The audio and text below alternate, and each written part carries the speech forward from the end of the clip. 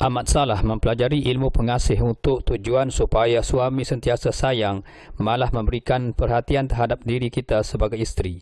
Apatah lagi jika ilmu tersebut turut melibatkan atau didalangi makhluk jin yang bertindak sebagai penunggu dan penjaga wanita yang mengamalkannya.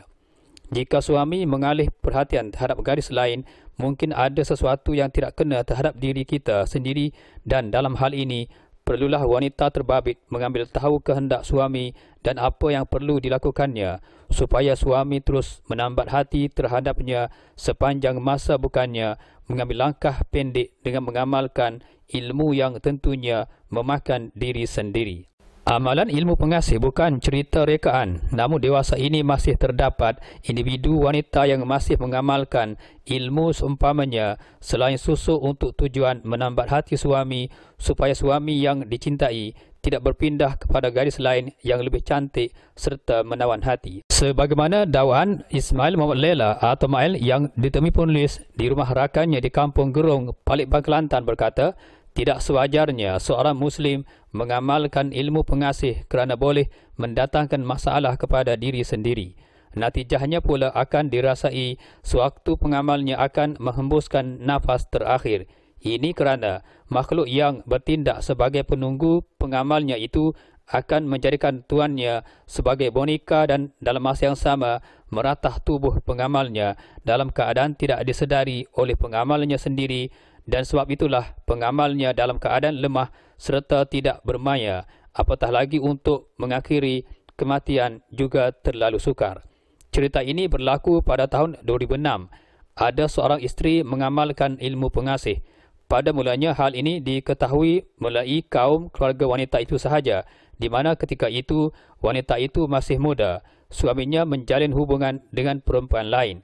Suami wanita itu memang berhasrat untuk mendirikan rumah tangga dengan perempuan kedua sebagai isteri muda. Jelas Mail yang berasal dari kampung dusun Bukit Tunggal, Kuala Terengganu, dan kejadian berkenaan berlaku di kampungnya itu. Katanya, setelah mengetahui niat suaminya, wanita terbabit ligat berfikir bagaimana caranya untuk menghalang suaminya itu untuk tidak meneruskan hasratnya untuk berkahwin dengan isteri nombor 2. Lantas wanita terbabit menemui seorang bomoh wanita untuk tujuan mengikat hati suaminya supaya membatalkan niatnya untuk berbuat demikian. Dengan kata lain, hanya sayangkan dirinya sahaja seperti dulu, tetapi tidak memandang wanita lain sebagai bakal isteri muda. Menurut Mail seterusnya, akhirnya suaminya dapat juga berkahwin dengan gadis pilihan hatinya sebagai isteri muda. Setelah beberapa hari berbulan madu dengan isteri muda, dengan tidak disangka-sangka suaminya berasa sesuatu yang agak pelik terhadap dirinya.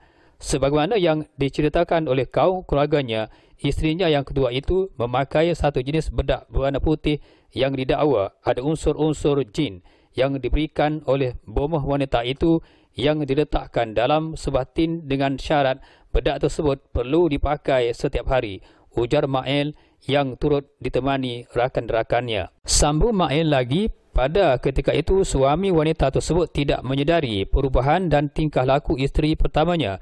Namun disebabkan bedak tersebut sering dipakai oleh isteri pertamanya dengan tidak disangka-sangka, suaminya mulai berubah sikap lantas memarahi isteri keduanya. Ada sahaja yang tidak kena walaupun tidak pernah berlaku semenjak hari pertama beliau mendirikan rumah tangga dengan isteri mudanya itu. Pada ketika itu, seolah-olah kasih sayang yang pernah dicurahkan terhadap isteri mudanya seolah-olah sudah hilang dan tidak berguna lagi. Malah dalam masa yang sama, secara tiba-tiba suaminya berbalik malah mulai memberikan kasih sayang terhadap isteri pertamanya. Disebabkan perubahan itu menyebabkan suaminya menceraikan isteri mudanya. Setelah sekian lama hidup bersama, suaminya meninggal dunia. Ketika isteri pertama arwah masih hidup, kisahnya memiliki ilmu pengasih masih belum diketahui jiran sekeliling, kecuali ahli keluarganya sahaja. Namun, jika semasa hidup, mungkin masyarakat tidak ambil kisah sangat tentang hal itu. Tetapi setelah wanita berkenaan dalam keadaan sakit tenat, amalannya itu mulai diketahui orang. Keadaan ini amat jelas apabila wujudnya jelmaan suatu makhluk penunggu wanita berkenaan cuba mengganggu bekas madunya.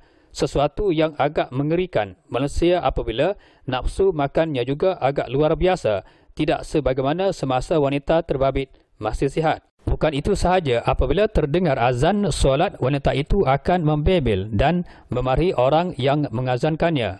Ahli keluarganya memang berusaha untuk memulihkan wanita berkenaan, namun menemui jalan buntu. Keadaan wanita berkenaan seperti itu juga.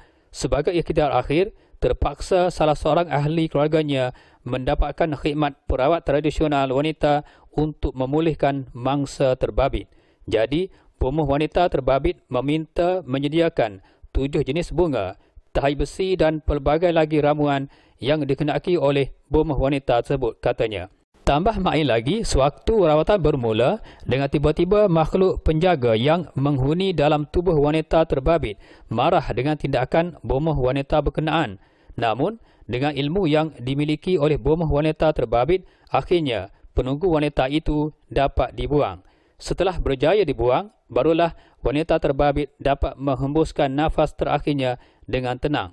Tetapi keadaannya agak mengejutkan apabila didapati sewaktu nafasnya berakhir, mata wanita terbabit didapati terbeliak, seolah-olah sukar ditutup walaupun telah berbuat demikian.